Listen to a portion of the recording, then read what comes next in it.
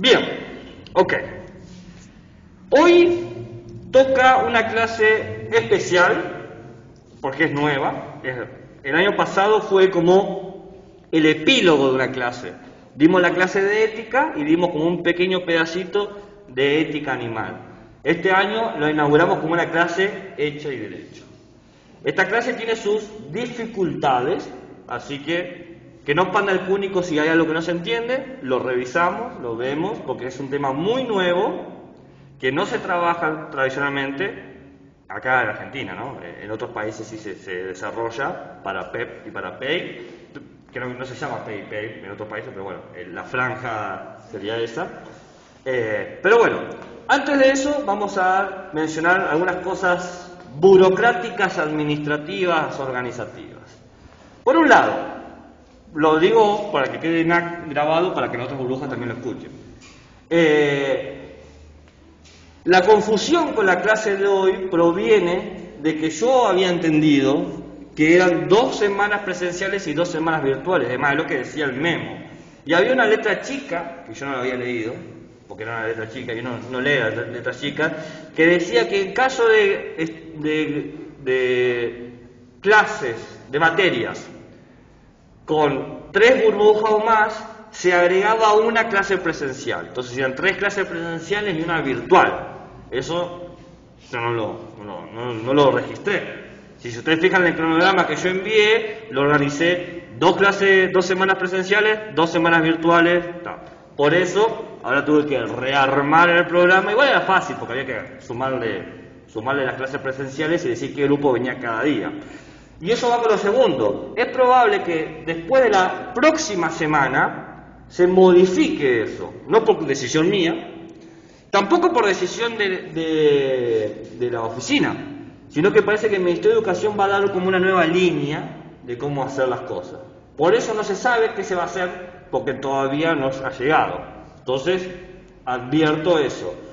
Pero aclaro, indistinto de la organización de burbujas y eso, los temas se van a dar el día que dice que se dan y se van a evaluar las cosas que se dice que se van a evaluar. La discusión de qué grupo viene o quién no viene, si es presencial o virtual, eso dependerá de lo que se decida administrativamente. Pero los temas y las clases son esos días y esos temas. Entonces, ¿qué día hay que hacer? O sea, el tema de lo importante en términos evaluativos es eso, punto final. ¿Por qué? Porque me informaron que la presencialidad o la asistencia no corre para la regularidad. Podés no venir y regularizar igual. Podés no venir y promocionar igual. Datazo. Entonces, tengan en cuenta eso. Yo tengo que venir igual. Y mi recomendación es que vengan, porque siempre se aprende más presencialmente, pero saben que pueden elegir no venir, ¿no? Está ahí, me lo aclararon, lo pregunté, lo repregunté, porque dije, bueno, ok, porque yo hice todo el programa de asistencia, porque yo lo había avisado, una falta era lo máximo. Y como que no me cerraba, pero digo, bueno, voy a preguntar porque quizás yo hay algo que no estoy entendiendo. Y me dijeron, las asistencias no están corriendo para la regularidad. Mientras lo que sí corre es la evaluación de los trabajos. Entonces, es positivo y negativo al mismo tiempo. Positivo porque puede faltar. Negativo es porque todo se juega en los trabajos prácticos. Que no hay que tomarlo. Vos podrías decir, bueno, me lo tomo más o menos a la ligera, total, tengo el 70% de asistencia. Ahora todo se juega en los trabajos prácticos. Y son 4 trabajos prácticos. ¿Bien? Cada trabajo práctico tiene su recuperatorio y su extraordinario. Sí, pero que quede claro eso, porque no lo decidí yo, ¿bien? Eso es el panorama administrativo burocrático. ¿Se entiende, no? Bien. Pero indistinto de eso, las clases y los contenidos se van a dar el día que lo dicen. Sea que tengo que estar físicamente o sea que tengo que estar virtual. ¿Qué pasa con el día que dice que es trabajo práctico y es clase presencial? Porque no dice contenido. Siempre yo he hecho, antes de la pandemia, hacía clases prácticas, que era justamente donde traíamos los trabajos prácticos y los discutíamos entre todos, veíamos las fortalezas, las debilidades, cómo mejorarlos, cómo no mejorarlos, etcétera, etcétera. Y yo después al final traía un par de herramientas más didácticas como para encerrar. Así que, ¿qué haremos? La clase práctica, sacaremos la clase presencial del trabajo práctico. ¿En esa clase vamos a hacer trabajo práctico? No, la gente que estemos ahí vamos a conversar sobre la microsecuencia, cada uno presentará y veremos. Será un momento de aprendizaje práctico más, ¿bien? Y eso será con cada clase práctica presencial. Las clases prácticas no presenciales, y bueno, tienen que tener el trabajo práctico, y punto. Es así. Bueno, eso es en términos administrativos, burocráticos. Hay mucha incertidumbre, entonces ante esa incertidumbre quiero dejar por lo menos en claro ciertas seguridades. ¿Qué se va a dar? Ya lo sabe. ¿Cuándo? También. ¿Será presencial o virtual? No lo sabemos. ¿Qué necesito para regularizar? Tener los 4 trabajos aprobados y la secuencia aprobada. ¿Qué necesito para promocionar? Tener los 4 trabajos aprobados con más de 7 y la secuencia con más de 7. Para promocionar, podés solamente recuperar un trabajo, nada más. Eso dice la normativa, no lo inventé yo. ¿Bien? Entonces, si vos tenés que recuperar 2 trabajos, ya no podés correr para alcanzar la promocionalidad. ¿Se entiende? Y presta atención que dije recuperar y no extraordinario. Es recuperar, porque es así. No, de última vamos y discutimos con la normativa. Pero bueno, para que quede claro qué se toma, cuándo se toma. Sea presencial o virtual, esas son las reglas del juego. Lo positivo es que, bueno, el día que no puedan venir, no vienen. Total, ustedes saben que la clase yo las voy a pasar lo más pronto posible, ¿no? Trato de, a lo sumo, que tardo 24 horas. Y, ¿qué más? Bueno, creo que quedó claro ahí, ¿no? Estamos todos en la misma página. Bien, entonces, vamos al tema que nos preocupa. Y vamos a hablar sobre ética animal.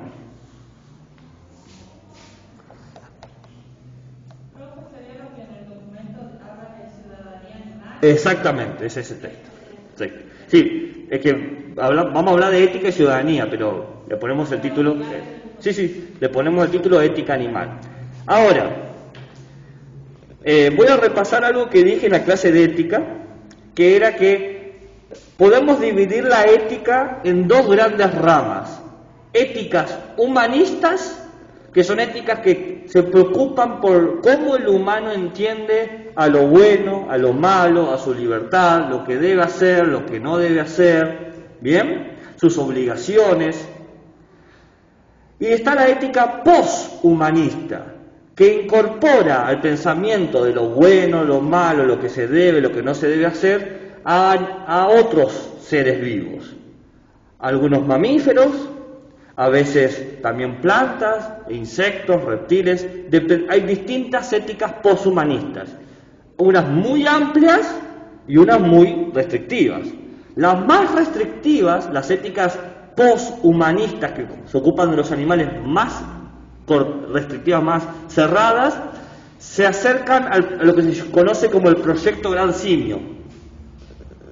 Es un proyecto que existe hoy en día, internacional, que dice que la ética tiene que estar desarrollada para los simios desarrollados, entre esos nosotros, ¿bien? Pero también los gorilas, los chimpancés, los bonobó, aquellos simios que saben aprender, por ejemplo, lenguaje de señas y pueden comunicar sentimientos, emociones y razonamientos. Como está más que documentado de que, por ejemplo, el gorila Coco, K-O-K-O, es la gorila, perdón, podría generar razonamientos muy complejos, si bien no hablaba, porque no tiene la capacidad de hablar, hablaba por lenguaje de señas como cualquiera de nosotros podría hacerlo.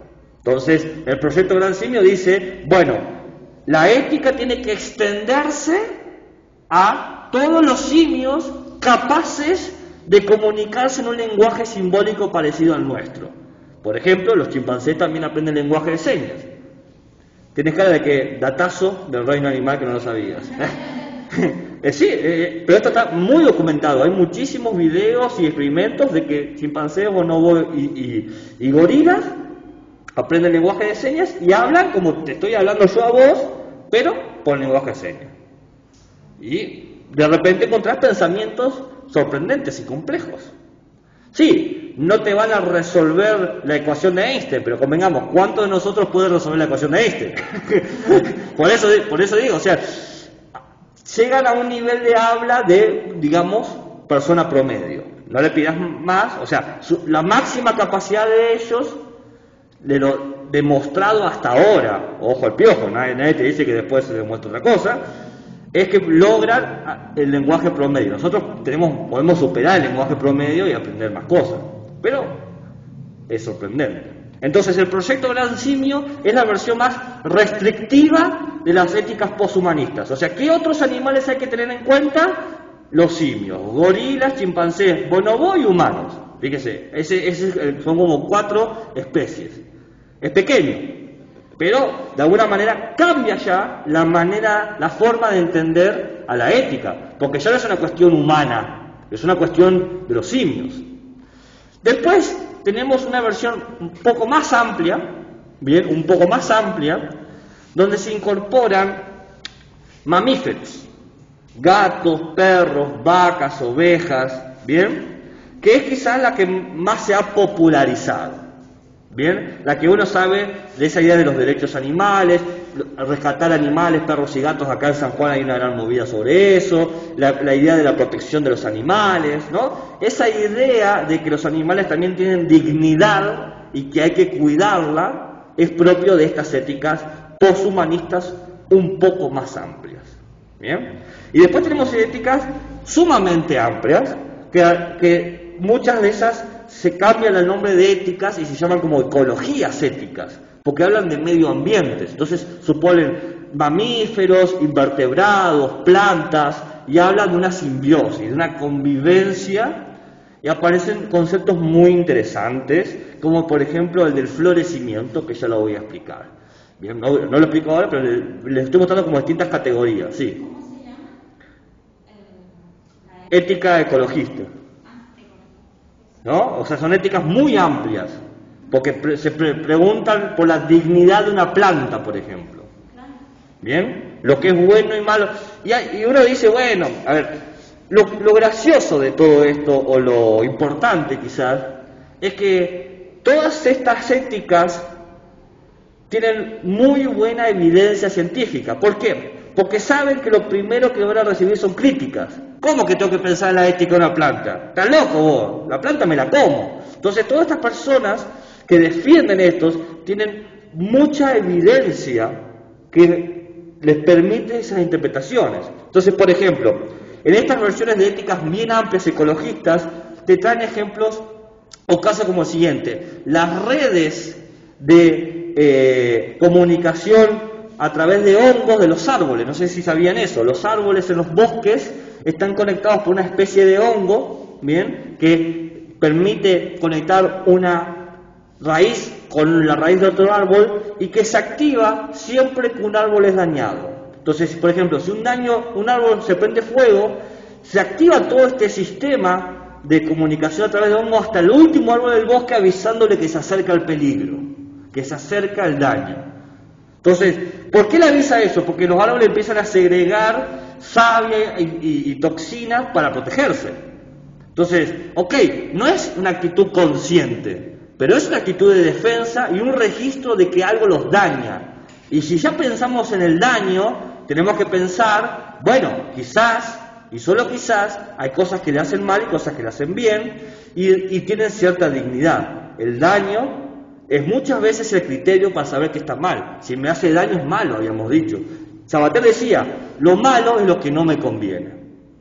Y si lo puedo comunicar, porque Sabater decía dos cosas, valorar y comunicar hacia la libertad. Estos árboles están comunicando que hay daño y están generando valorizaciones. Entonces, caramba, ¿y ahora cómo hacemos? ¿Se entiende cómo funcionan estos pensamientos? Son bastante interesantes. Entonces, y esto está sumamente registrado, ¿no? evidencia científica en términos biológicos sobreabunda, no es nuevo esto tiene más de 60 años que se sabe. Entonces, estas éticas toman toda esa evidencia y dicen, bueno, esto es indicio de que quizás tengamos que pensar las cosas de otra manera. Entonces, como se dan cuenta, a grandes trazos podemos hacer como 3 grandes éticas poshumanistas. Las más restrictivas, orientadas a los simios, a los homínidos, ¿bien? Humanos, gorilas, chimpancés y bonobos, el famoso proyecto Gran Simio, búsquenlo en internet, se llama así, no lo inventé yo, Gran Simio. El segundo, que está orientado hacia los mamíferos, ¿bien? Como vacas, cerdos, perros, gatos, que es el más popularizado, el que más vemos en la idea de rescate. ¿Cómo se llamaba el primero? Gran Simio. Gran Simio. Proyecto Gran Simio. Homínidos. Ahí está. ¿Es? Homínidos. Homínidos. Homínidos. ¿Cómo se escribe homínidos? Así, mira. H. Homínidos. Nosotros, los chimpancés, los bonobos, los gorilas, somos todos homínidos. Nosotros somos Homo sapiens, ¿no? Y después tenés los Homo, no sé qué, el gorila Homo no sé cuánto será, ¿bien? Pero somos homínidos. Eso es una clasificación biológica, no interesa acá, pero va hacia ese punto. Después está el de los mamíferos, ¿no? La ética orientada hacia los mamíferos. Y después está la ética que tiene más un corte ecologista, que habla del medio ambiente. Entonces, nosotros nos vamos a parar en esta clase en particular para tomar una decisión. Había que hacer un recorte y la pregunta era de dónde. Entonces vamos a tomar el segundo nivel, la ética sobre los mamíferos o sobre... no va a ser sumamente extensivo, pero tampoco va a ser tan restrictivo. Va a ser como ese corte así, bueno, todos aquellos seres vivos, sintientes, con un aparato, la palabra es, con un sistema nervioso centralizado. Porque la capacidad de sentir dolor y placer que tenemos nosotros es gracias al sistema nervioso que pasa todo por acá, ¿no? Entonces, todo aquel animal que tenga un sistema nervioso y por lo tanto puede identificar el dolor y el placer, va a entrar en nuestra discusión. ¿Entienden eso? Un pájaro, por ejemplo, puede sentir dolor y placer. No es un mamífero, pero tiene un sistema nervioso que le permite identificar el dolor y el placer, por lo tanto, entra en nuestro tema, ¿no? Para hacer un recorte, de este modo dejamos de lado las plantas y los insectos. Los insectos no tienen sistema nervioso central, ¿no? Entonces queda de lado. Tienen otro sistema. Para elegir algo, aquello que sienten dolor y placer. O sea, ¿cuál es el criterio?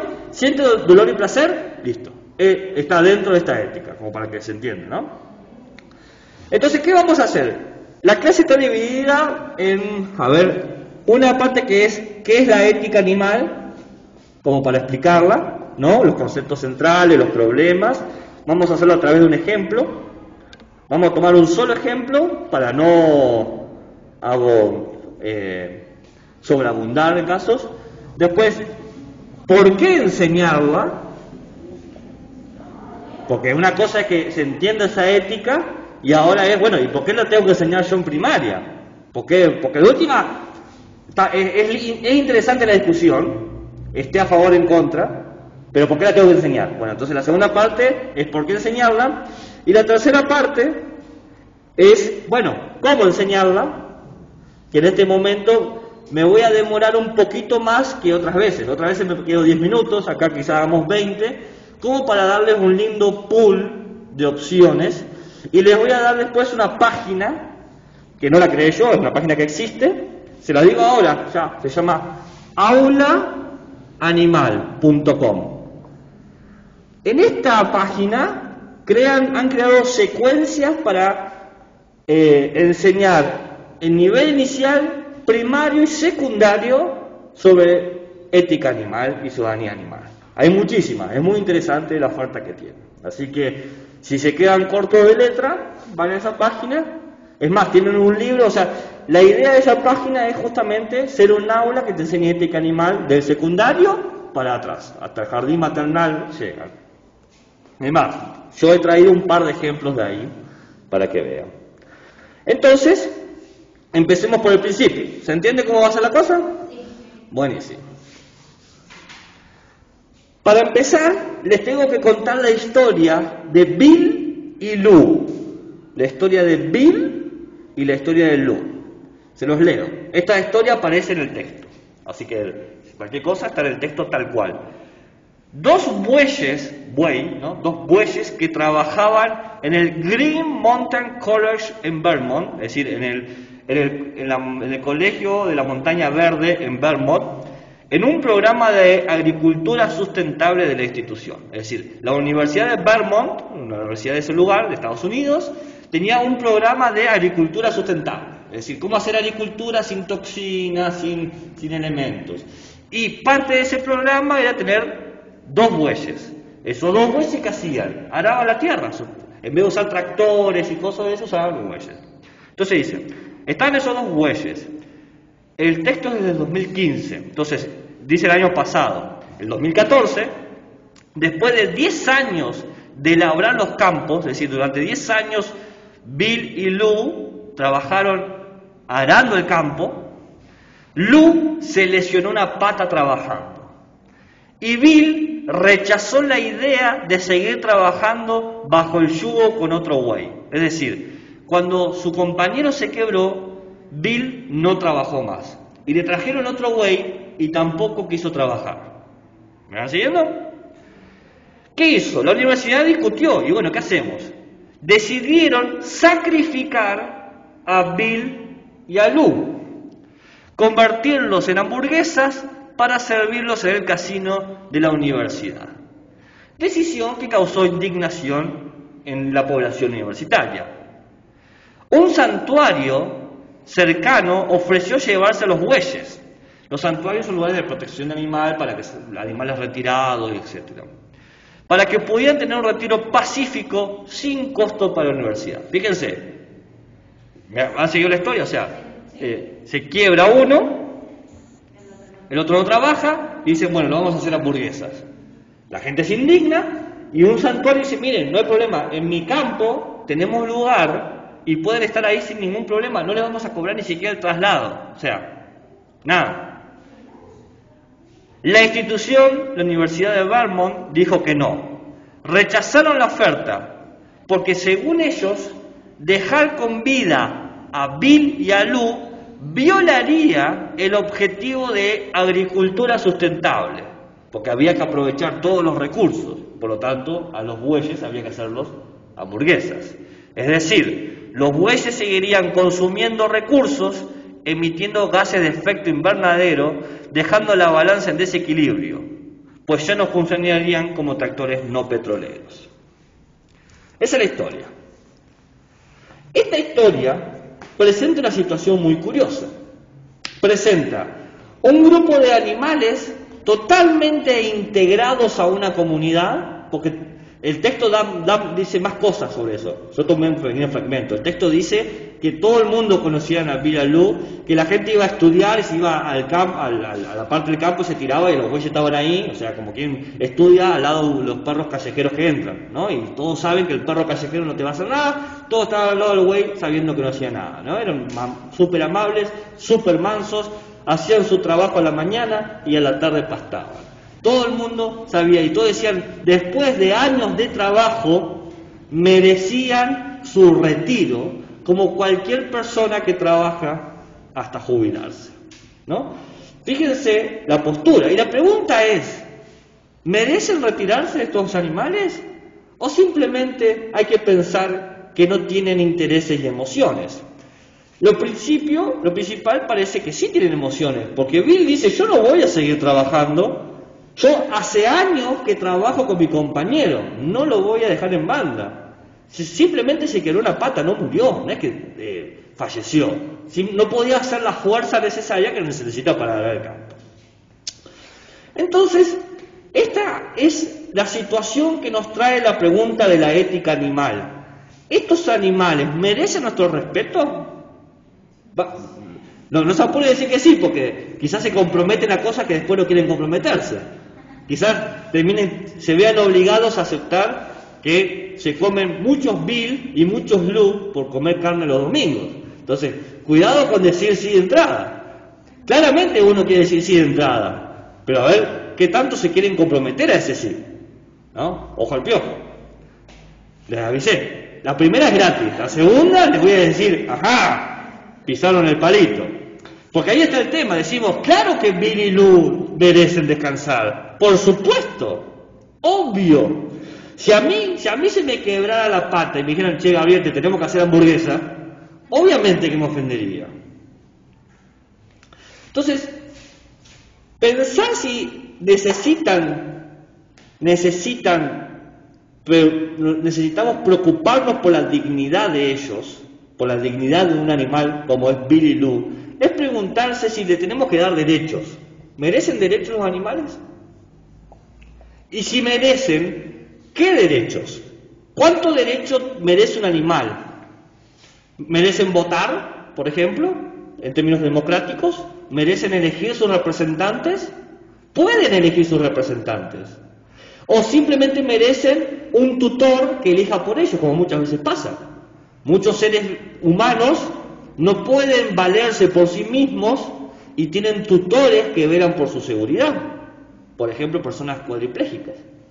No pueden valerse por sí mismas. Entonces tenés una persona que elige por ellos.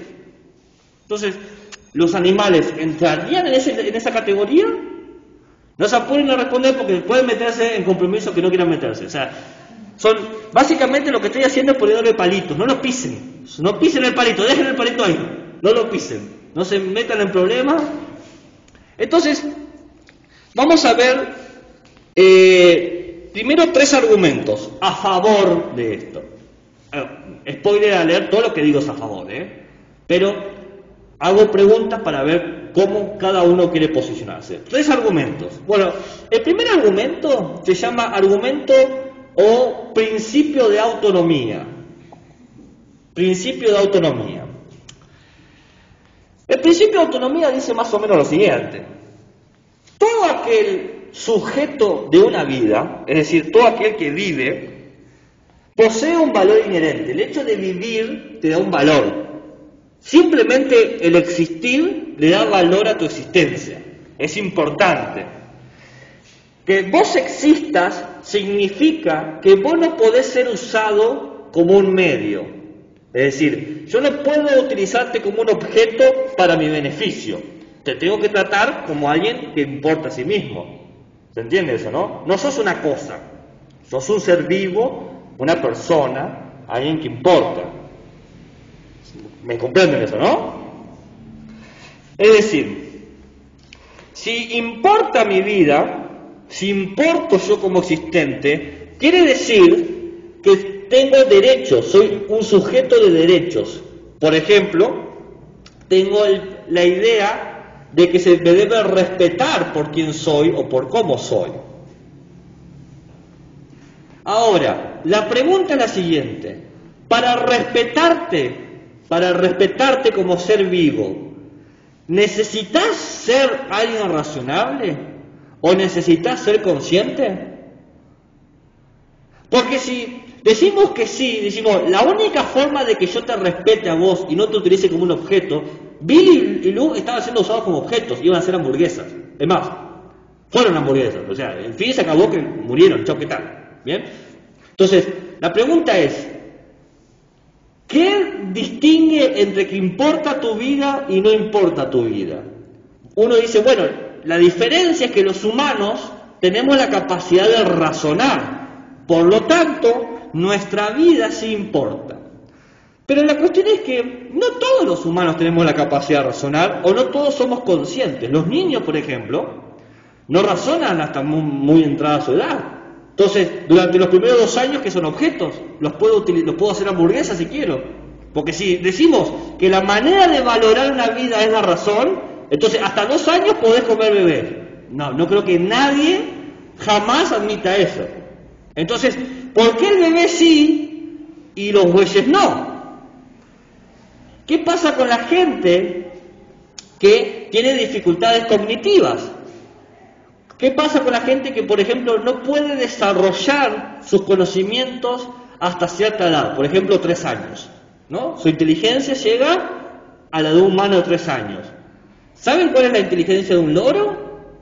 La de un niño de 4 años. Entonces, ¿el loro merece derechos? Porque si esta persona que tiene inteligencia de 3 años lo merece, ¿el loro no? El cuervo tiene inteligencia hasta 5 y la paloma hasta 6. Entonces, ¿hasta cuándo decidimos que lo racional eso no es? ¿Entienden el problema? Porque decimos, ¿cuál es la duda ahí? ¿Los datazos de la historia o qué? ¿Viste qué loco que es? Pero por eso yo les dije, estos tipos que defienden la ética tienen mucha evidencia. Te dice, esto, vos le decís así, solamente voy a defender a la gente que es racional, por ejemplo, hasta 3 años. Perfecto, los cuervos, los loros entran, los delfines también tienen que entrar, lo siento, las ballenas también. ¿Pero por qué no? ¿Por qué justamente ellos no? Entonces, el argumento dice, siempre mereces derecho que seas un ser autónomo, que tengas una capacidad de cierta suficiencia, cierta independencia, cierta autonomía. Esa autonomía puede ser que te guste A y no te guste B, que prefieras A y no prefieras B, ¿ok?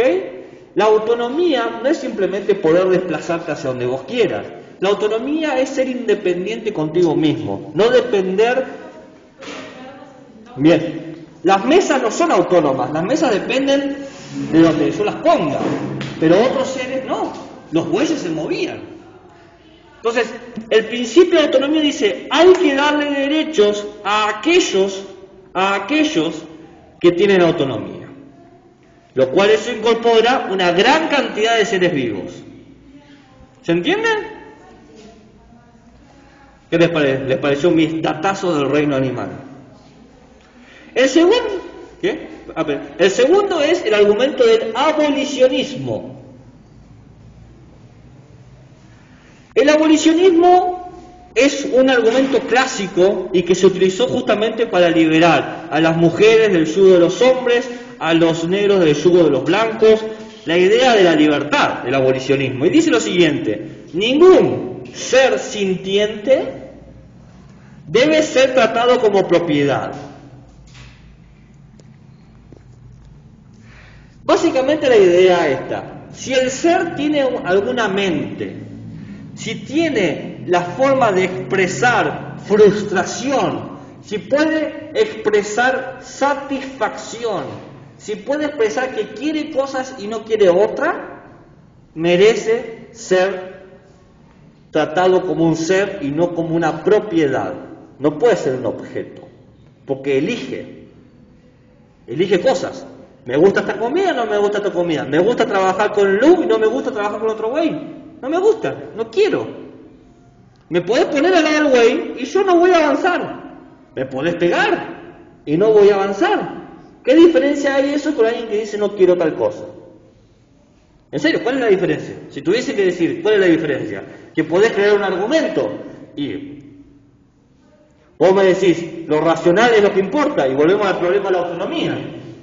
Si es que vos sos diferente a Bill porque podés crear un argumento, bueno, entonces decimos, todo aquel ser que pueda crear un argumento es válido. Bueno, los loros, los chimpancés, los gorilas tienen que entrar.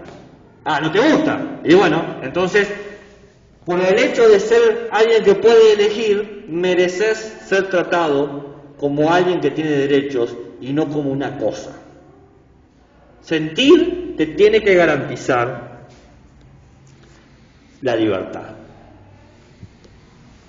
El tercer argumento es lo que yo les comentaba de las éticas ecologistas, la idea del florecimiento. Esta idea es una idea antigua que aparece en Aristóteles, pero que ha sido como revalorizada, reinterpretada hoy en día. Es una idea bastante interesante. Que esta es mucho más amplia, es muy amplia. Y dice lo siguiente, dice, todo ser vivo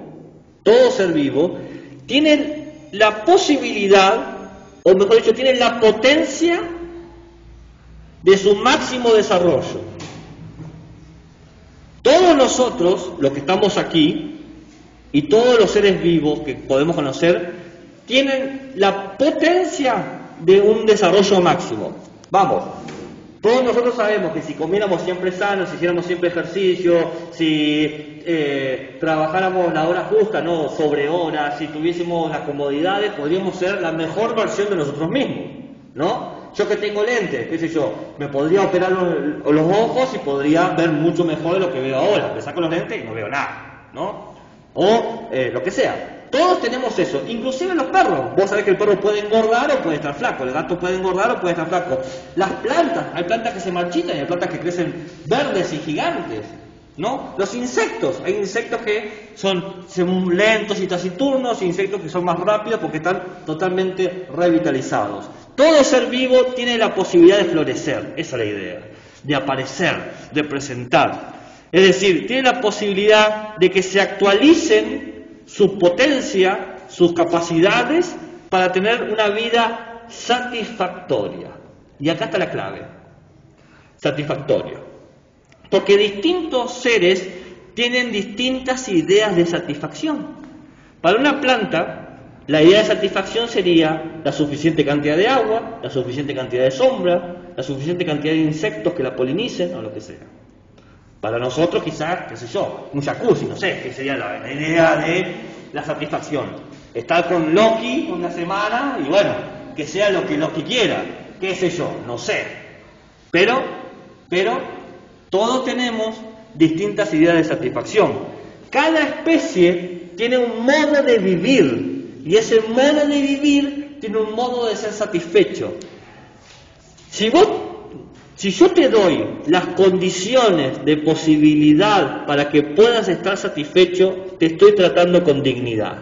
Te doy las condiciones de vida digna. Básicamente es esto. No es para quién estoy dando estos derechos. O mejor, lo voy a decir de otra manera. Lo voy a decir de otra manera para que quede más claro. No es quién se da cuenta de los derechos que existen, porque nosotros nos damos cuenta que existen derechos, sino quiénes los van a usar.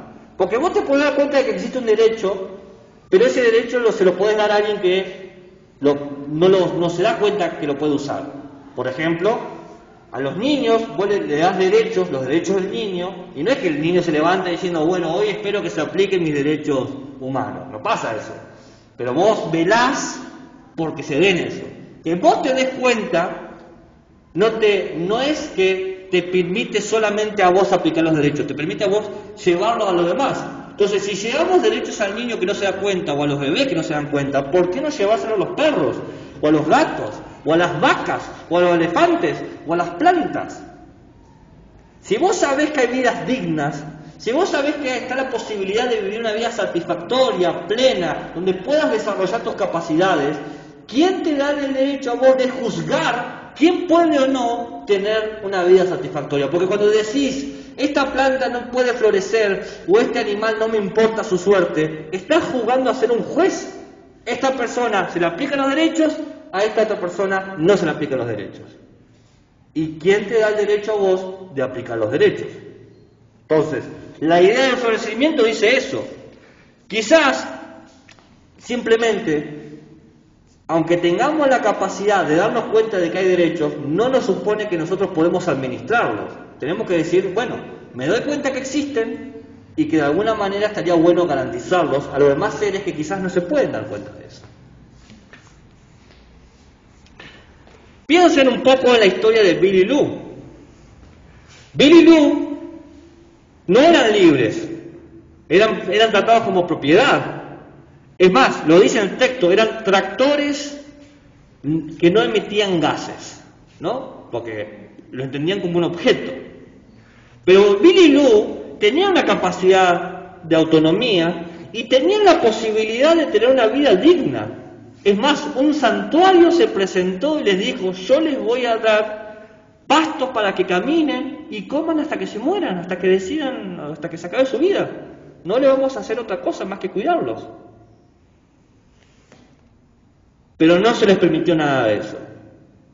Y si este argumento nos ha convencido, tendríamos que concluir que Billy Lou le fueron violados sus derechos. Y acá aparece el problema. ¿tenían derecho para ser violados? Porque una cosa es que lo reconozcamos, es lindo el argumento, está bueno, ¿no? Pero comemos vaca igual, que se mueren, no importa. ¿Sabían que las vacas pueden tener mejores amigas? ¿Y que lloran si sus amigas se mueren? ¿No sabían eso?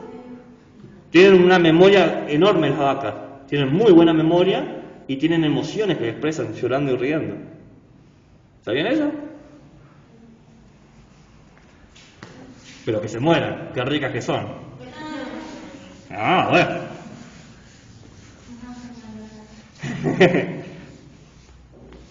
De vuelta, no voy a tratar de hacer los veganos a nadie, pero que tomen conciencia. Yo no soy vegano, no estoy siendo hipócrita, pero soy consciente a qué estoy jugando. Una cosa es decir, bueno, ok, me parece que sí tienen derecho, la verdad que no es tan loco lo que se está diciendo. Es más, claramente podrían vivir mejor. ¿Saben cómo son los mataderos? No quieren saber, porque si sabes, sos responsable.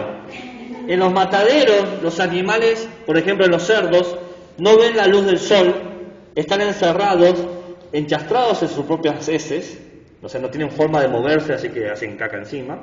Están las chanchas inyectadas constantemente para que crezcan grandes y gordas, y paren camadas y camadas que muchos mueren aplastadas porque no tienen forma de moverse, y tienen la cabeza sujetada, ¿no?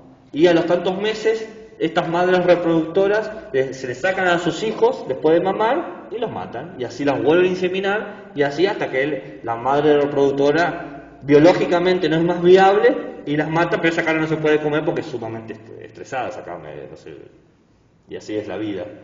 Nacen en la oscuridad, violadas sistemáticamente, enchastradas en sus propias heces, dan a alimentar a hijos que nunca ven y que a veces matan porque los aplatan sin querer, no porque lo quieran hacer.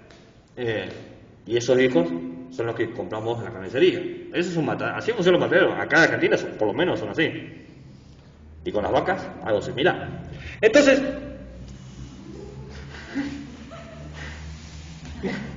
Entonces uno dice, quizás no deje de comer carne, pero estaría bueno que vivan un poco mejor. Existen, por ejemplo, que se llaman granjas ecológicas, no sé si han escuchado una vez el término, donde los animales viven en condiciones mucho más dignas, pero los terminan sacrificando igual, ¿no? Por ejemplo, acá en Caucete o en Malimán y toda esa zona, mucha gente tiene sus propias granjas y sus animales viven por lo menos relativamente bien, tienen más espacio para correr, para moverse. Los van a terminar matando, sí, pero es otro tipo de vida. Todo esto nos trae el problema de, bueno, ¿cuál es el límite que queremos poner? ¿Cuál es el límite? ¿A dónde cortamos? Porque parece que no podemos abandonar la industria cárnica. Es muy difícil abandonarla. Parece una utopía vivir de legumbres, ¿no? Mucha gente hasta necesita comer carne. Entonces, ¿cómo hacemos? ¿Cuál es el límite? Porque si están convencidas de los argumentos que le di antes, ahora decimos, bueno, ¿y ahora cómo hago? Porque yo tengo que darle de comer a mis hijos, tengo que comer yo, hoy me comí una milanesa, ¿y qué tengo que hacer? Que yo deje de comer no va a hacer que desaparezcan los mataderos. ¿Qué hago? ¿Cómo tomo la decisión? ¿Cuál es el límite?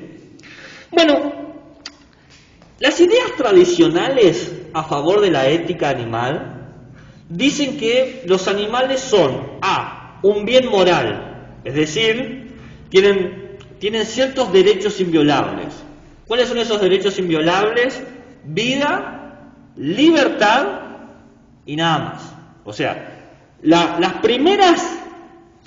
primerísimas ideas de ética decían los animales tienen el derecho a la vida y a la libertad. Tienen que ser libres y tienen que estar vivos, ¿no? Luego aparecen otras ideas, ¿no? Que dice, bueno, hay que reconocerles derechos, reconocerles derechos más allá de lo racional. Porque mayormente decimos que la idea de la razón, como habíamos hablado hace un rato, era lo que justificaba a quién le dábamos o no derechos. Pero nos dimos cuenta de que el concepto de razón nos puede jugar en contra. Hay otros seres vivos que son muy racionales. Entonces, ¿qué dicen? Bueno, la cuestión está en la pregunta, ya no es de qué derechos les damos, sino estos animales que queremos proteger, que queremos de alguna manera darle una vida digna, ¿son capaces de asumir obligaciones? Y acá es el problema, porque parece que los animales no pueden asumir obligaciones. Le decís al animal, mirá, necesito que vayas a pagar la factura de gas porque vence a fin de mes y queda un día. Le das 20 pesos, bueno, metele que la factura de gas vale 20 pesos, ponele, pero digamos, en un mundo fantasioso. Se lo pones en el collar, la factura de gas y los 20 pesos, y va a ¿cómo se llama? El gas de acá, Ecogas, y paga y vuelve. No pasa, no va a pasar nunca.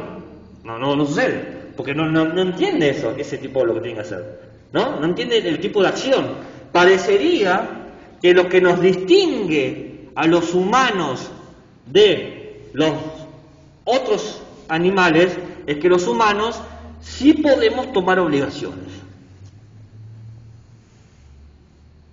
¿En serio? Porque parece que no, ¿eh? Ahora que me lo pongo a pensar, ahora que lo pensamos bien, quizás la ciencia nos muestre otras cosas. ¿Puedo borrar? Sí. ¿Hay una pregunta, una duda, un interrogante, un insulto, un comentario, una nota al pie? ¿No? ¿Qué? Creo que fue un insulto porque iba a... Y no sé. Todos los veganos son unos giles, qué sé yo, no sé. No sé.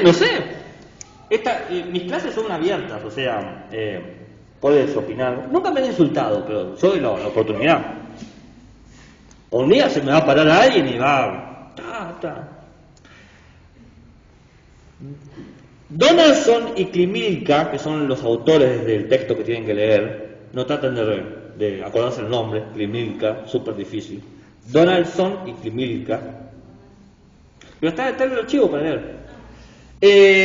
Dicen, los humanos y los animales comparten ciertas actitudes sociales.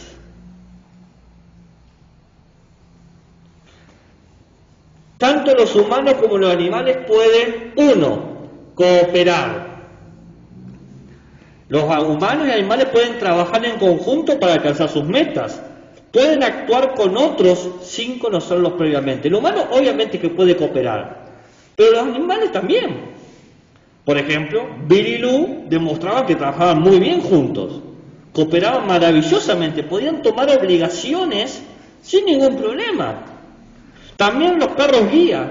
Un perro guía, ¿no? Por ejemplo, para los no videntes o los que tienen dificultades de visión, son entrenados y trabajan con alguien que no conoce, es decir, la persona que los adopta. Pueden cooperar sin ningún problema. Y es un trabajo. También los perros que buscan droga, ¿no? 2. Tanto los humanos como los animales pueden confiar. Los animales y los humanos pueden creer que el otro actúa de forma adecuada. Por ejemplo, cuando acaricias a tu perro o a tu gato, no cree que le vas a pegar una piña. Confía en vos. Dice, me va a hacer un cariño porque es parte de mi familia. ¿No? Y así con muchos animales. La vaca que tiene mejor amiga, confía en su mejor amiga. Si mi mejor amiga va para allá, voy para allá. 3. ¿Qué? Reciprocidad. La reciprocidad es corresponder. Reciprocidad es corresponder el acto de uno con mi acto. Por ejemplo, yo te saludo, vos me saludás. Eso es una reciprocidad. Yo te hago un favor, vos me haces un favor a mí. Es otra reciprocidad. Los animales actúan recíprocamente. Por ejemplo, cuando te saludan, ¿no? ¿Nunca le han saludado a un perro o a un gato? Los gatos te saludan con la cola parada.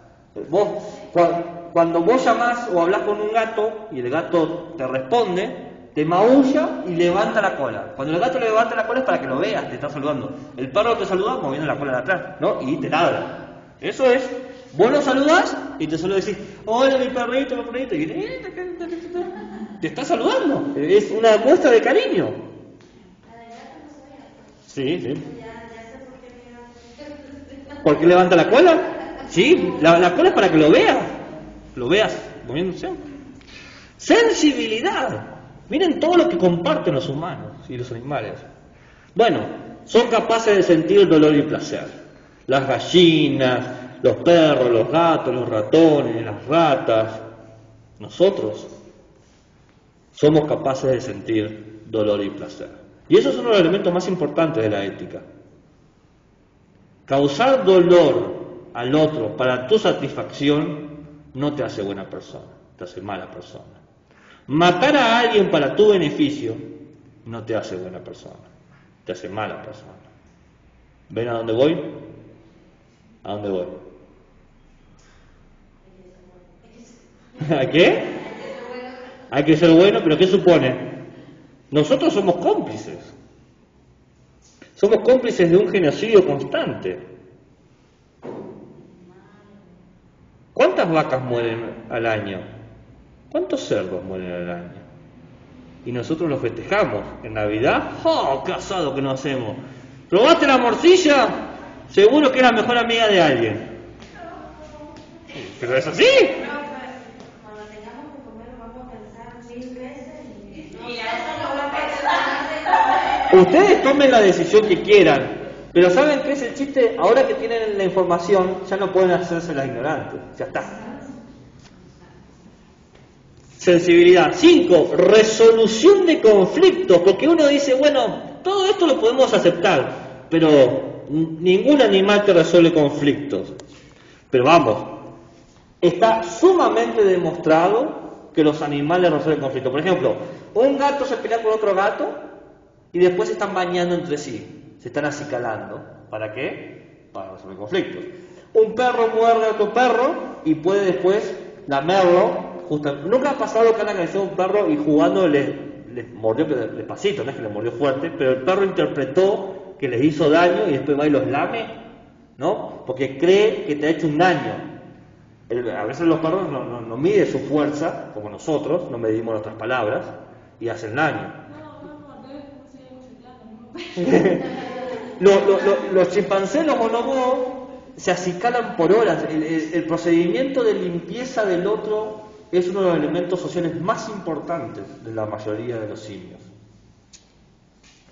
Los pájaros se acurrucan unos con otros. Es muy común. La idea de resolver el conflicto está en la vida animal. Y por último, fíjense, esto que pensaríamos que solamente los humanos resolvemos conflictos, los animales. Por último, el altruismo. Y esto diríamos, esto no hay lugar para los animales acá. El altruismo es procurar el bien sin esperar algo a cambio. Ser bueno sin esperar algo a cambio. Bill y Lou trabajaron en ese campo y nunca le pagaron nada. No tenían obra social, no tenían reconocimiento. Estaban haciendo un bien y nunca pidieron nada a cambio. Nunca. Inclusive, cuando podrían haber pedido no morir, no lo hicieron.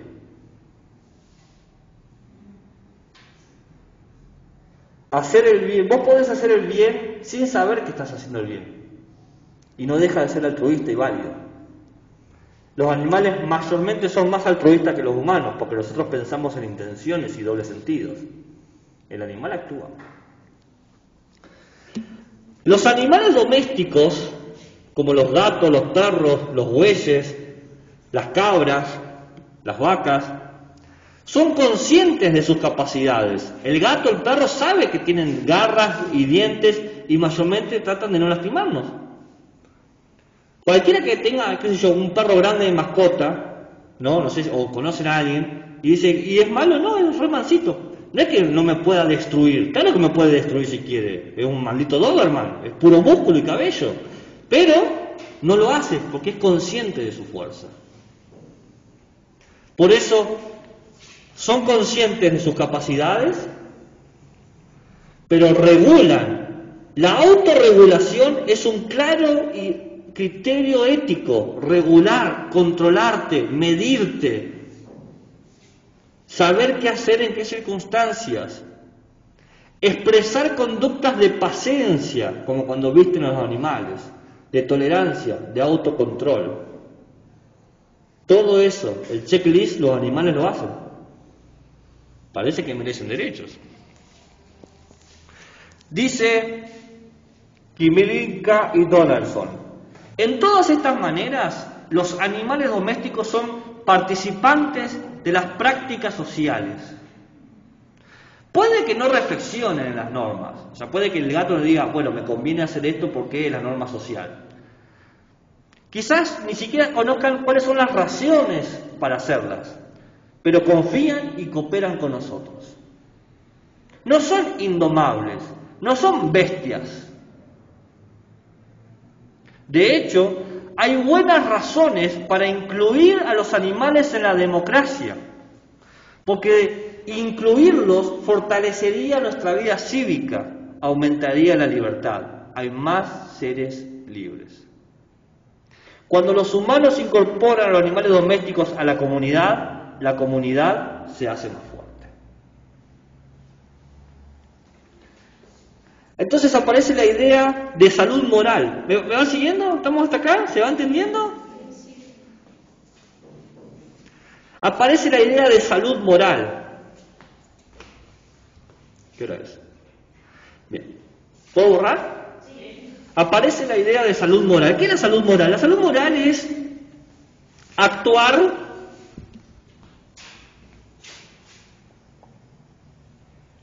me estoy quedando sin tinta. Actuar de forma correcta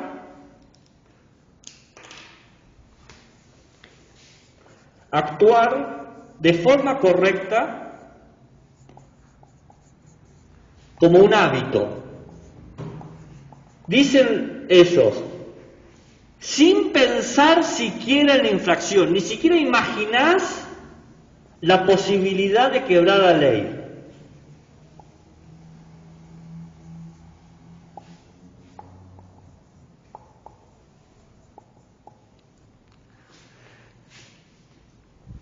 ¿Cuántas veces ninguno de nosotros actuamos todo el día pensando en todas las leyes? Nadie. Nosotros tenemos un comportamiento habitual, ¿no? No pensamos, che, ¿y si salgo desnudo hoy a ver qué pasa? No pasa eso. Siempre nos vestimos, siempre cumplimos las normas. Ni siquiera nos imaginamos la posibilidad de romper esa norma, la cumplimos. ¿Por qué? Porque el hecho de no considerarla nos ayuda justamente a no sentirnos tentados o no hacer lo impensado. Como no lo pensamos, no lo hacemos. Como no lo consideramos, no lo cometemos. Si nosotros reflexionáramos constantemente todo lo que hacemos, no actuaríamos nunca. No habría acciones. Sería imposible dar una acción cívica, una práctica cívica. Sí, es importante la reflexión, pero no lo podemos hacer siempre. Hay que buscar los espacios, el momento. La ciudadanía fuerte es aquella donde se actúa correctamente de manera irreflexiva. Actúas bien y no pensando que estás actuando bien, lo haces.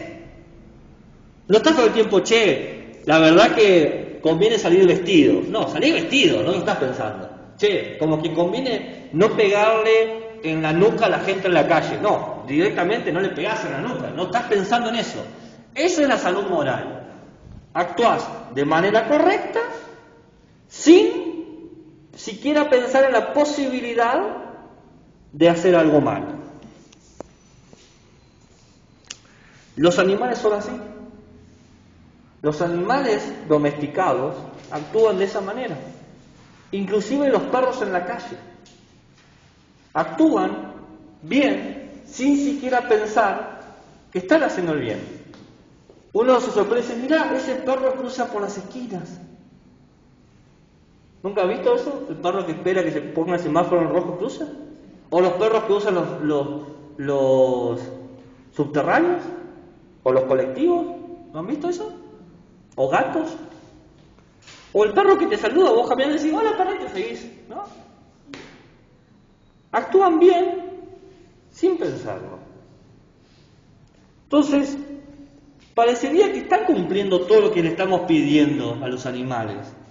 Parecería que merecen ser reconocidos sus derechos en términos legales, ya no un lindo argumento, sino construir leyes que los reconozcan. No la idea de, qué bajón ser animal.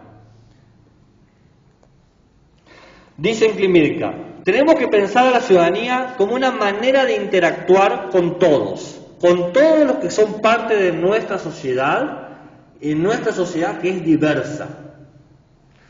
La ciudadanía es tratar al conciudadano como un miembro completo e igual, promoviendo su crecimiento, dándole oportunidades de cooperar y de participar.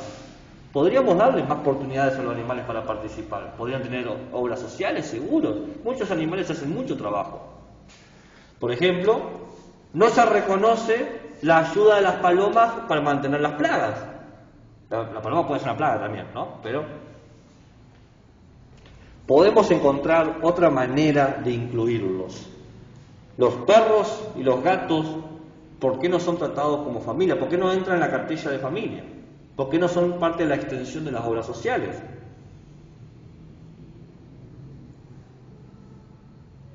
¿Por qué los perros y los gatos y no las vacas? ¿Por qué no los perros, los gatos, las vacas y no los chanchos? O sea, ¿cómo hacemos? Porque parecería que están todos los argumentos a favor, pero no queremos hacerlo. ¿Por qué? Y bueno, quizás porque nos hemos aprendido mal. Quizás tenemos una concepción errónea. Y ahí viene la idea de ¿por qué enseñar ética animal? La segunda parte que les prometí. ¿Me van siguiendo? ¿Qué piensan? ¿Qué opiniones merecen? ¿Les parece una pérdida de tiempo? Imaginen la siguiente situación. Una colorida mariposa entra por la ventana de una casa y la familia abre la ventana para que la mariposa pueda salir. Esa es la situación, ¿no? La situación, una mariposa muy bonita entra, y abrimos la ventana para que salga. Ahora imagina que esa misma familia encuentra una oruga, el mismo animal que la mariposa, pero antes de hacer la metamorfosis. ¿Cómo la familia va a tratar a esa oruga? Lo que ocurre mayormente es que lo mate. Y esto es lo común. Tendemos a tratar bien a los animales que nos parecen bonitos y mal a los que nos parecen feos, nos dan asco. Es más, hasta los perros son valorados a veces más por su aspecto que por su personalidad. Hay gente que quiere los perros por ser de una determinada raza, pero no por cómo se comportan en su conducta. Por eso a veces hay más perros esperando familias, porque no son bonitos. Sí, cada vez hay más asociaciones que hablan de adoptar callejeritos, adoptar perros, que te enseñan que un animal no es un juguete, que el animal no está para tu entendimiento, sino que forma parte de tu vida, va a ser parte de tu familia. ¿Pero por qué? Si a la gente, si a los niños, niñas, les enseñamos que no tienen que juzgar a una persona por su apariencia, ¿por qué lo hacemos con los perros y los gatos o los otros animales? Decimos, no importa si se te ve lindo o linda para vos, lo importante es que es una persona y hay que respetarla. Pero ¿por qué no decimos lo mismo con los perros? No importa si te gustan o no los perros. Que te dicen, yo soy una persona de perro, no los odio los gatos. Y no me importa que odie a los gatos, es como si odio a los negros. No tenés que patear gatos porque te lo cruzas. Entonces, parece que tenemos que cambiar nuestra manera de entender a la ética. No tenemos que enseñar a buscar solamente el reconocimiento al humano, reconocer al humano, sino que hay que reconocer al otro como lo que es, alguien distinto que merece nuestro respeto. Tenemos que aprender que hay distintas maneras de entender la existencia, distintas formas de ocupar al mundo. E incorporar la ética animal nos permite de alguna manera abandonar nuestro egocentrismo, de decir todo depende de cómo nosotros vemos al mundo.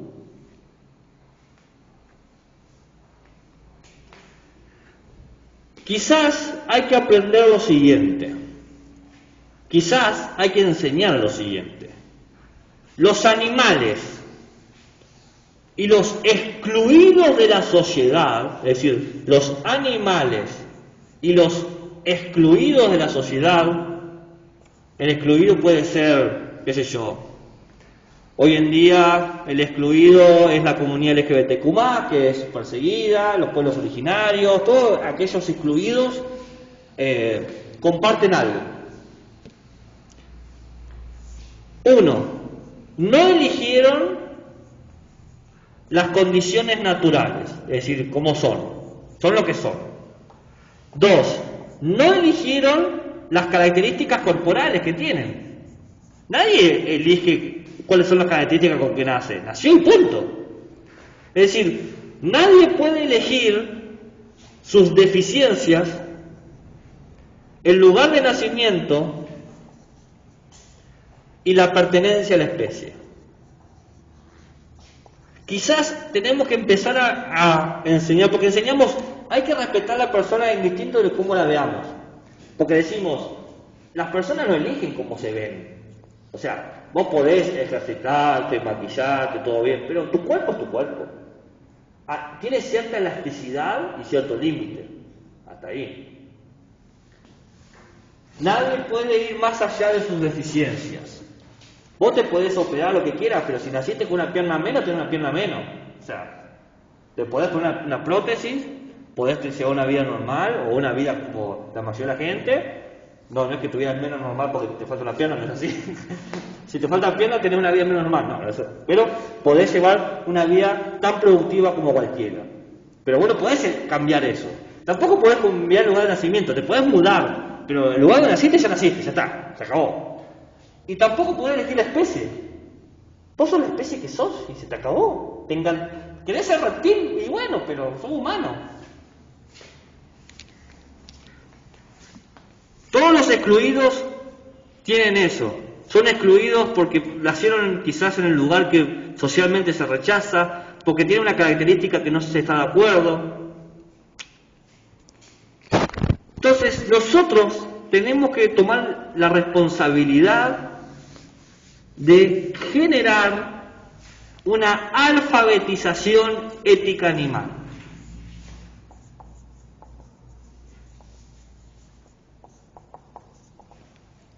Promover una ética del bienestar. ¿Qué es eso? Tenemos que enseñarle a nuestros estudiantes que los animales tienen la capacidad de experimentar dolor y placer, que experimentan emociones. Eso es muy importante. Que el animal puede estar triste, o puede estar feliz, o angustiado, o nostálgico. La alfabetización ética animal empieza en lo emocional. Tenemos que enseñar y tenemos que aprender que los animales tienen necesidades físicas y emotivas. Nosotros vemos eso, somos conscientes. Cuando vemos que los perros callejeros, por ejemplo, a veces eligen más el mimo, el cariño que la comida, porque tienen necesidad afectiva, porque no tienen a nadie, no tienen manada. Entonces, los animales también necesitan ser felices. ¿Qué se enseña o para qué enseñar? Enseñamos para aprender que todos nosotros compartimos algo muy básico, que es la vulnerabilidad. Todos nosotros somos vulnerables. Nadie es un ser enteramente separado. Todos dependemos de alguien o de algunos. Todos tenemos que ser entendidos como seres vivientes que tenemos debilidades, fragilidades y que nos necesitamos apoyarnos al otro.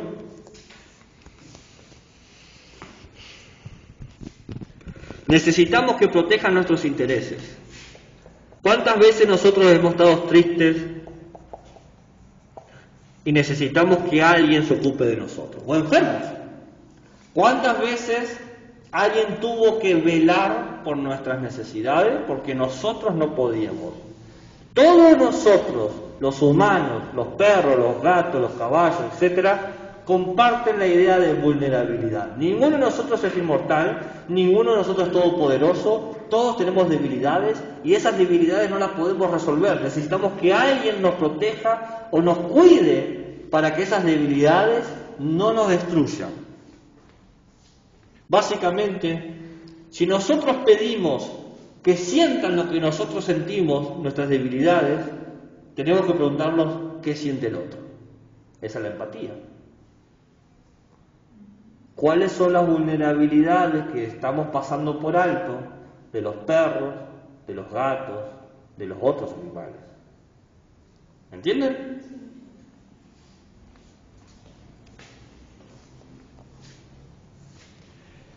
La vulnerabilidad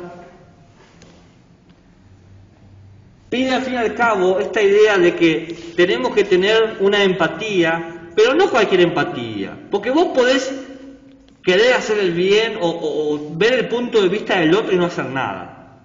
La empatía tiene que ser una empatía reflexiva, ver lo que siente y hacer algo o decidir algo. ¿Cómo vas a patear el gato si sabe que siente dolor? ¿Cómo vas a prenderlo fuego? ¿Cómo lo vas a sacrificar?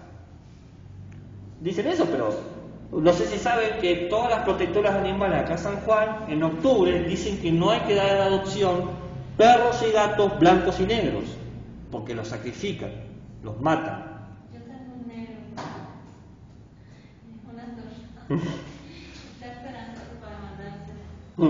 Comparte foto. Y yo le dije, porque se la manda, se la dio, ¿verdad? Y es como los niños. Y me he dado cuenta cuando me puse a verlo porque no puede ser protegible. Y me espera a mí para hacerme salir. Y los niños lo abrazan y es el único gato negro macho que tiene. Bueno. No más, pero se van yendo. Este no. Mi consejo es que los castres.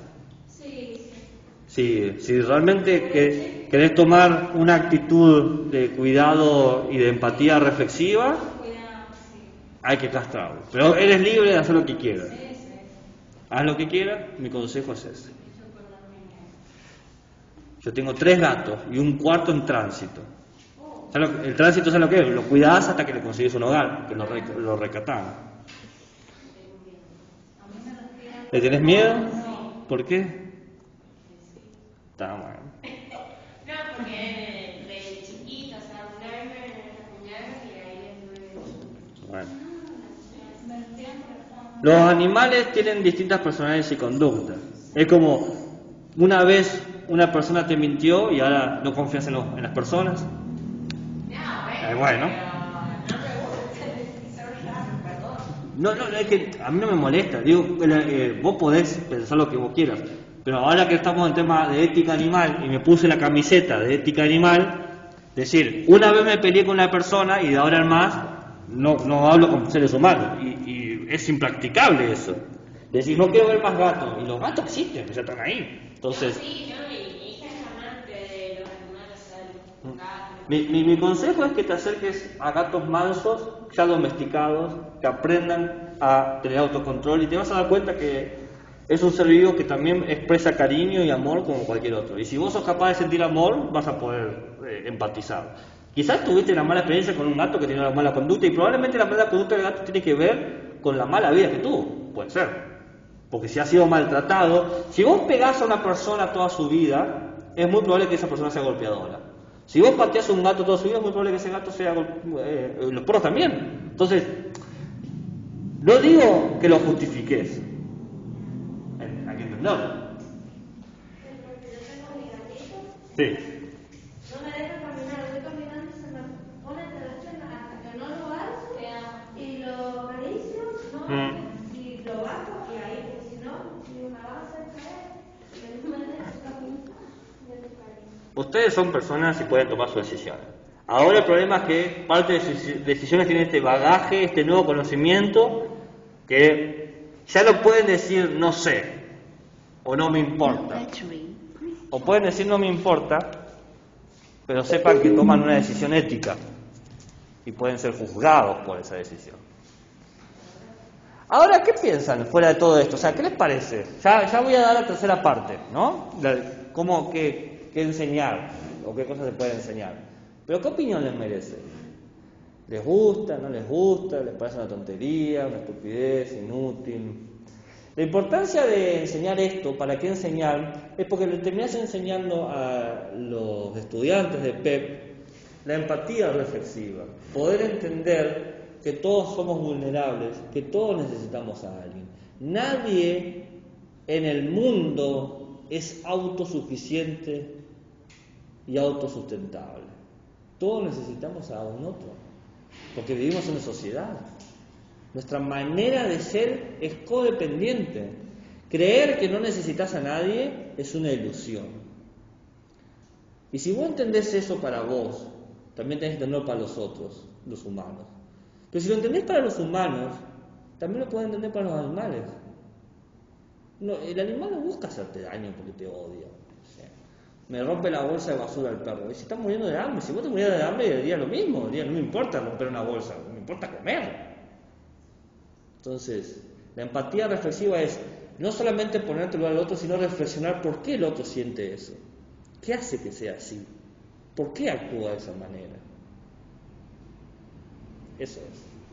¿Para qué enseñamos y para promover eso? ¿Para qué enseñar ética animal? Para promover, fortalecer, desarrollar la empatía reflexiva, tan necesaria hoy en día. No nos quejamos que somos egoístas, que somos ególatras, que vivimos obsesionados con la apariencia en las redes sociales. Y bueno, acá tienen una herramienta directa que despierta sensibilidades, porque ustedes mismos se han sentido incómodas con ciertos ejemplos que he dado.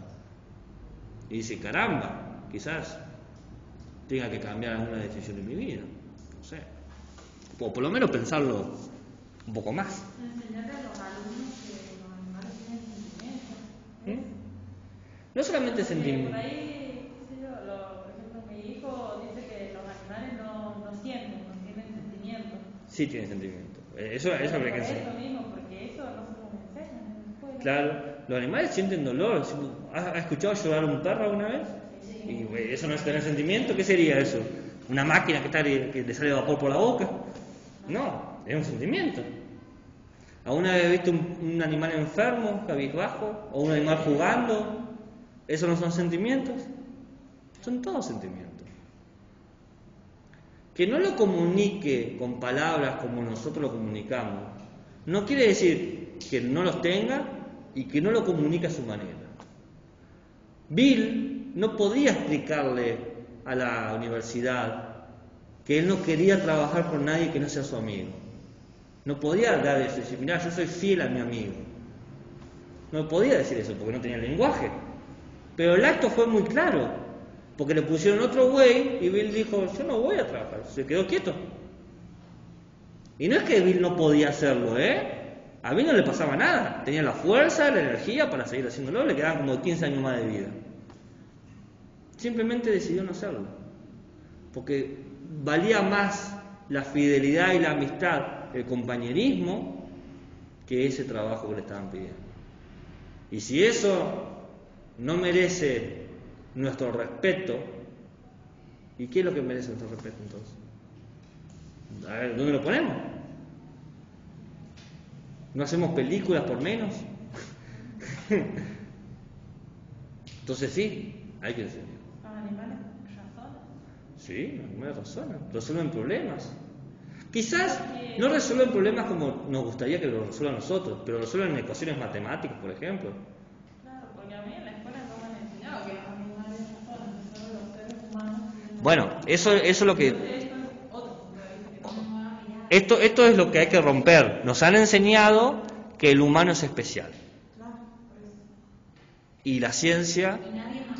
y la ética ha demostrado que el humano es alguien más entre otros seres vivos. Y que nosotros, la diferencia, no la especialidad, la diferencia es que nos dimos cuenta dónde estamos. Nos dimos cuenta, de repente, caramba, estoy acá. Pero también los monos se dan cuenta de eso. Yo les di el ejemplo de la gorila Coco, que comunicaba emociones y sentimientos. Cuando muere, ella dice, antes de morir dice, fui feliz.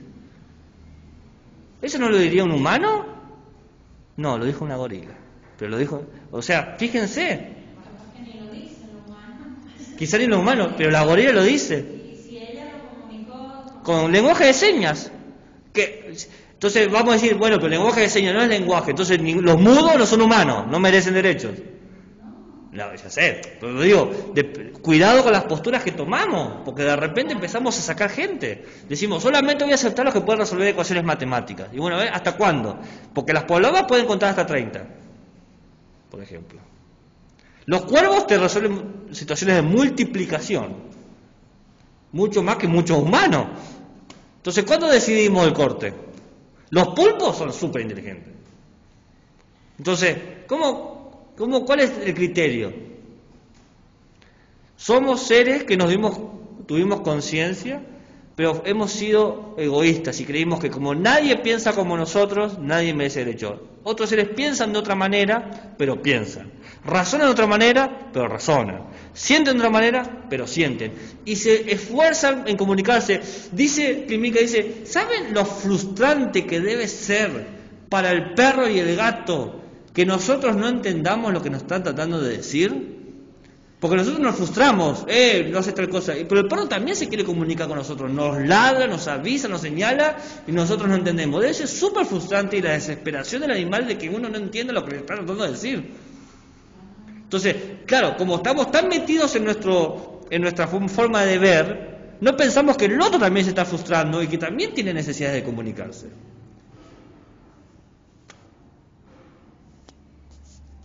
Ahora sí lo piensan. ¿Cómo enseñarlo?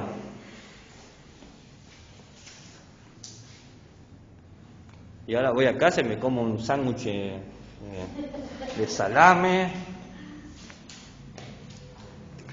Bueno, formas de enseñar esto hay muchas. Podemos enseñar qué es la mascota. La mascota en realidad no es un objeto, una propiedad, es parte de la familia. Y dar cuenta de que todas estas mascotas, como todas las familias, necesitan distintas cosas. El gato, el perro, la tortuga, el conejo, son típicas mascotas, ¿no? Más común el gato y perro, pero también hoy en día el conejo y la tortuga están como de a poco ocupando lugares, ¿no? En la manera de familia, y hay que tener eso, son familia, no es una propiedad, no es un objeto que vos le podés quebrar una pata y decir, bueno, se me rompió el juguete. Enseñar eso, enseñar que son parte de la familia, no una propiedad. ¿Y cómo hacemos eso? Y señalemos cómo se comportan y cómo comunican. Por ejemplo, el perro cuando está triste baja las orejas, entonces podemos dar un conjunto de imágenes en distintas posturas del perro. A ver, ¿esto qué es? ¿Feliz? ¿Enojado? ¿Asustado? Con los gatos también, con las tortugas y los conejos también, porque todos estos animales tienen comportamiento de posturas. No tienen el lenguaje, pero se comunican. La tortuga tiene miedo, se esconde. Una tortuga que no quiere que la moleste se va a esconder. Entonces, si vos ves que tu tortuga está escondida, ¿qué significa? ¿Que la podés patear? No, dejala tranquila, ¿no? Y ahí podés empezar a señalar con distintas imágenes, ¿no? Ahí ya tenemos como una actividad. Otra actividad es pasar a la idea de esos animales que son domésticos, pero también productivos, como la vaca, la oveja, el caballo, las abejas. Y ver qué necesidades tiene. O sea, ok, la vaca te da la leche, ¿y qué necesita la vaca para sentirse satisfecha? Bueno, la vaca necesita cierto espacio para moverse, es un animal muy grande, no puedes poner en un lugar pequeño. Entonces pensar en eso, cómo se sentirían, qué se puede hacer con los espacios. Las abejas que trabajan también en grandes dimensiones. Entonces uno puede hablar de las características de los animales y lo que necesitan para sentirse satisfechos. Y de paso lo conectas con biología, porque empezás a hablar de los animales. Entonces es, ¿qué da y qué le podemos dar nosotros? La vaca que nos da la leche, y dulce de leche, y la manteca que le pongo al pan, y el yogur que le doy a mi hermano. ¿No casaste la referencia? ¿La casaste? Y después están los animales silvestres, ¿no? ¿Qué sé yo? Leones, elefantes, ballenas. Bueno, podemos hablar de cómo viven ellos en sus sociedades, cómo es la sociedad de los leones. Nosotros creemos mayormente que la sociedad de los leones es patriarcal, es un macho que domina a todas las hembras, pero en realidad no es así. Las hembras son las que dominan, las que mantienen todo. Y tienen un macho reproductor para garantizar que la manada siga, pero nada más. O sea, lo tienen como reproductor, punto. O sea, el chongo, básicamente. O sea, si tuviera que poner una palabra, el chongo.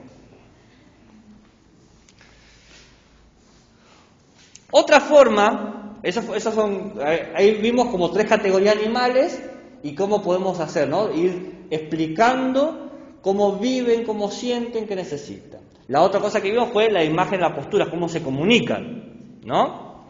Otra cosa es traer ciertos cuentos, hay lindos cuentos. Entonces, le voy a contar acá un cuento que un poco, lo voy a contar por arriba nomás, pero para que vean. Estos cuentos están en obra animal. ¿Bien? Dice, le decís a tus estudiantes, imaginás que te llevan a una ciudad, y en esa ciudad todo es 5 veces más grande que vos, todo es muy grande, las casas son enormes, 5 veces más grandes, y todos van caminando y nadie te mira, y viven en casas que encima se mueven, muy rápidas, tan grandes que son esas casas que a veces te dan miedo. Y vos tratás de caminar entre ellos, nadie te mira, o a veces si te miran es para patearte.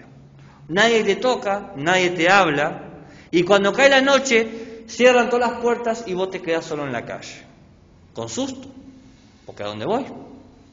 Y si llueve, tenés que buscar alguna canaleta o algún lugar para cubrirte.